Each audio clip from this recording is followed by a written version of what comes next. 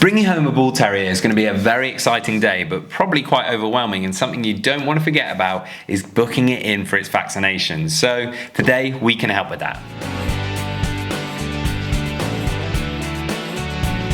Welcome back to the Fenrir Bull Terrier Show. My name's Joe and I'm a certified canine leader here at FenrirCanineLeaders.com. We are dedicated to helping you learn everything you could possibly want to know about the bull terrier, and then how to become a high-level canine leader so you can raise your very own. So if you're new here, don't forget to subscribe and turn on that notification bell so you never miss a future upload. Bringing home your bull terrier is going to be a very, very exciting day, and something you don't want to forget about on that day is booking it in for its vaccinations. So when should they be booked in for their vaccinations, and what vaccinations should they be getting? Well, today we're going to be tuning into a webinar that canine behaviorist and founder of FenrirCanineLeaders.com, Will, has recorded all about when you should be booking your dog in for its vaccinations. So then let's dive into today's webinar, and we'll begin with the first set of jabs that your new puppy most likely will already have when you bring them home.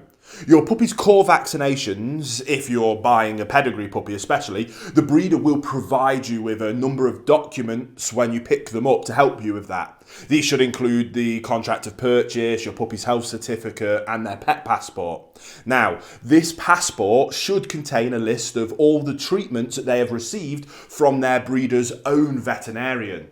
These include the first complete set of vaccinations as well as treatments for inner and outer parasites. Typically, your breeder's vet will have vaccinated the puppies between around 6 and 8 weeks of age. On the day you pick your puppy up, your breeder will most likely show you the date of the first set of jabs in that pet passport. They also may tell you to follow up with 2 sets of vaccination boosters. These boosters should be spaced apart 21 to 28 days from one another. Ideally, the recommended dates for the next jabs will already be marked in that passport for you. All you have to do is then contact your own vet and to make 2 appointments based on that, one for each set of those vaccination boosters. The second and third set of jabs once 21 to 28 days have passed since the date of your puppy's first vaccination, and you will find yourself at the vet for that first booster. Now, typically, this includes the most common diseases like distemper, hepatitis and parvovirus. Usually, all 3 of them are injected in one injection. By that time, your dog will probably be around 12 weeks old. And this same injection will be repeated around the age of 16 weeks if you do the third one. Some vets recommend an additional booster vaccination when the dog is 20 weeks old. Now, on top of these 2 jabs, the vet will vaccinate against rabies, usually again between 12 and 16 weeks. Other optional vaccinations include things like for lepto, bordetella and Lyme disease. Again, ask your veterinarian which of these optional jabs that they recommend, as their necessity may depend on the region you live in and your lifestyle. So, I know that might be confusing, but let's look at a really simple, approximate schedule for your puppy's trips to the vet clinic. So, that vet visit number 1 will be with your puppy around 12 weeks of old. They'll get their first set of vaccination boosters. There'll be a vet visit number 2 around 16 weeks old.